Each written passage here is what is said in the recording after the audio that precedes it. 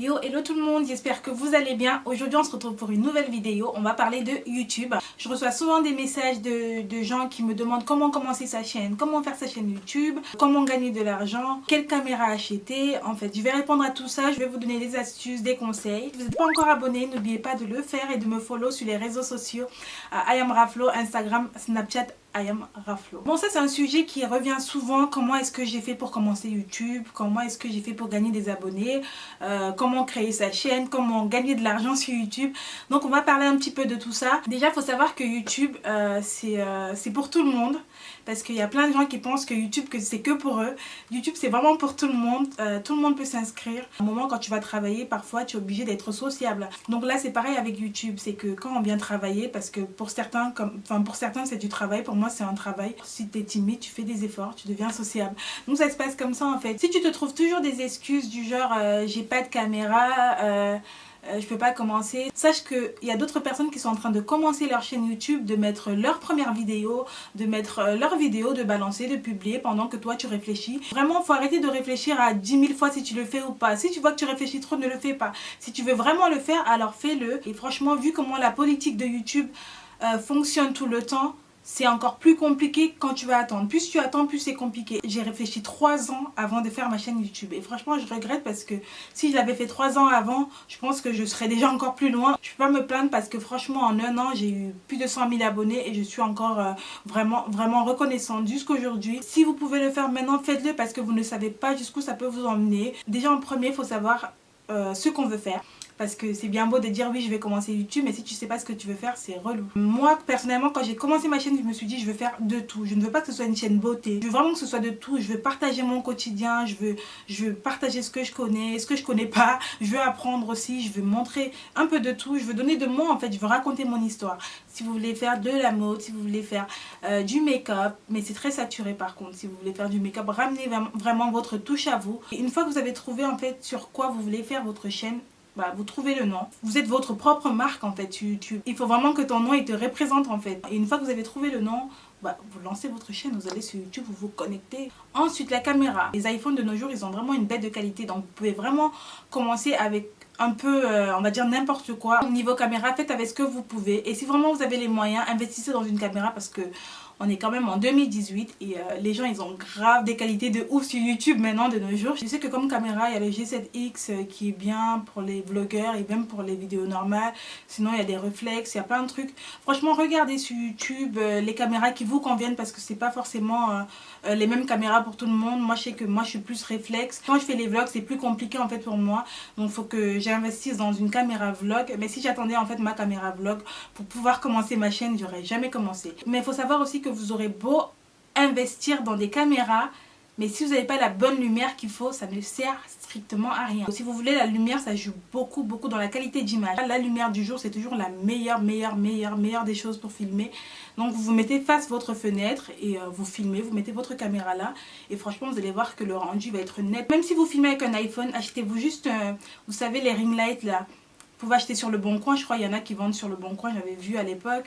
Vous pouvez trouver sur Amazon, sur un peu partout. Une fois qu'on a la lumière et la caméra, maintenant il faut filmer. Vous pouvez prendre une journée dans la semaine pour ceux qui vont en cours par exemple et filmer 2 ou 3 vidéos et les publier justement au fur et à mesure dans la semaine pour être plus actif. Si vous n'êtes pas actif sur YouTube, vous ne pouvez pas évoluer correctement en fait. Vraiment essayez de publier le maximum possible. Au moins une fois la semaine déjà c'est pas mal. Plus vous filmez, plus vous avez des chances d'être vu sur YouTube et plus vous avez des chances de gagner des abonnés. Choisissez un bon logiciel. Je travaille avec 2 logiciels. Je travaille avec Final Cut Pro mais par contre c'est super cher.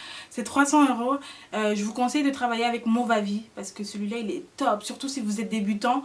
Movavi il est grave bien, vraiment top. Windows Movie Maker je vous conseille pas du tout parce que vous perdez grave la qualité de votre vidéo. Donc Movavi je vous conseille vraiment parce que moi c'est avec ça que j'ai commencé. C'est pratique pour les débutants et pour les vlogs. Il est facile d'utilisation. Je vais vous montrer si je retrouve mon mic. J'ai un coupon code que je mettrai en description, je sais plus. Vous avez moins 30%. Ça coûte, ça vous revient un truc comme une trentaine d'euros, genre 38 ou 39 €. Et vous payez 39 € pour un logiciel que vous avez pendant longtemps. Donc vous avez la version d'essai de 7 jours. Vous-même vous allez voir, franchement c'est grave facile d'utilisation. Donc voilà, c'est comme ça, le logiciel il est comme ça.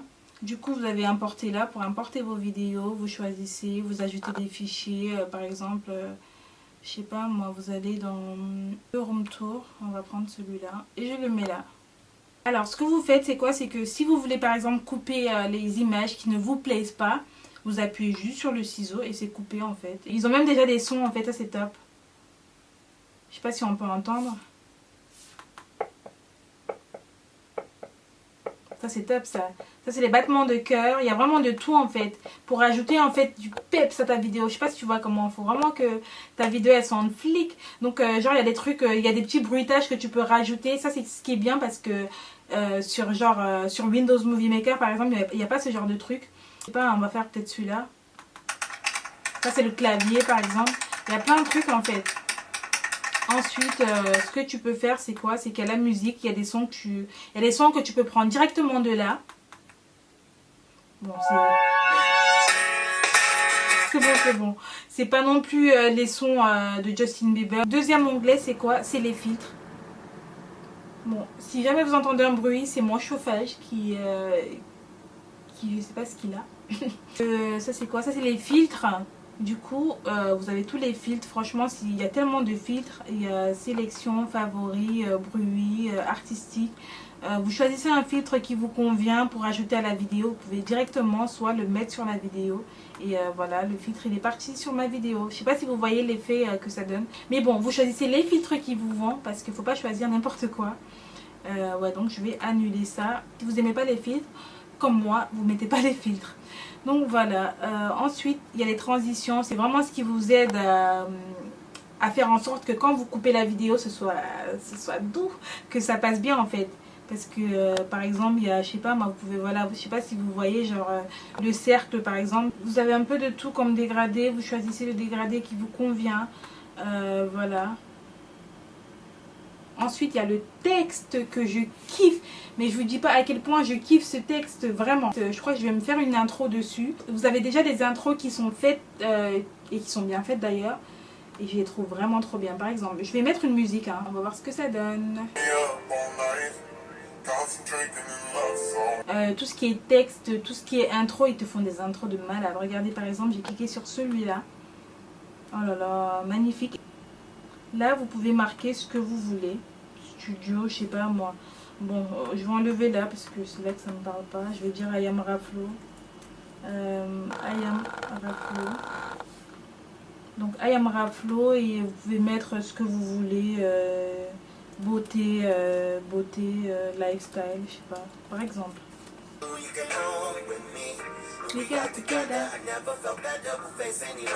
Ah, ça fait trop bien. Vous commencez votre vidéo comme ça fait grave bien. Je sais pas, il y a plein d'autres trucs, mais regardez, et c'est trop bien. Genre là, on va faire genre...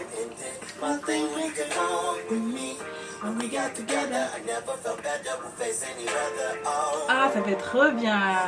Il y a vraiment tout classique.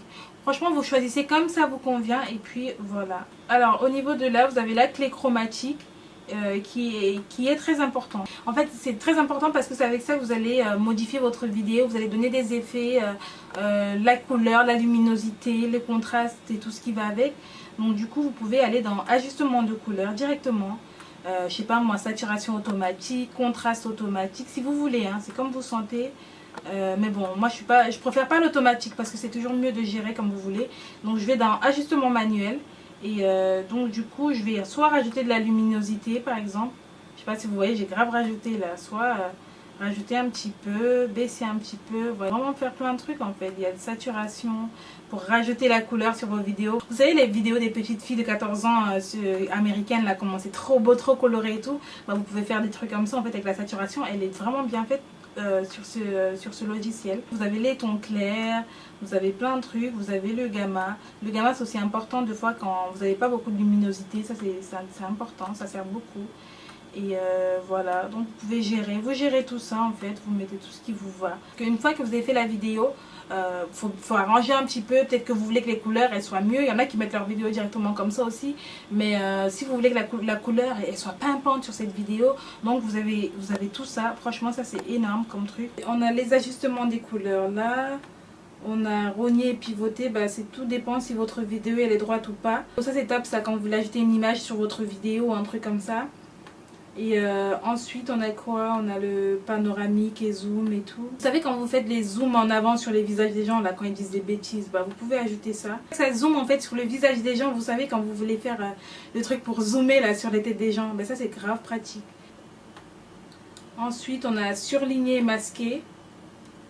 Ah ça c'est top, vous savez pourquoi ça c'est top? Parce que quand vous avez un truc que vous voulez flouter, par exemple vous avez mis un truc comme votre adresse ou je ne sais pas, ou les fesses de quelqu'un qui se baladent, bah vous pouvez mettre ça en fait où vous voulez. Vous pouvez vraiment emmener ça où vous voulez pour cacher et tout, et ça c'est vraiment top.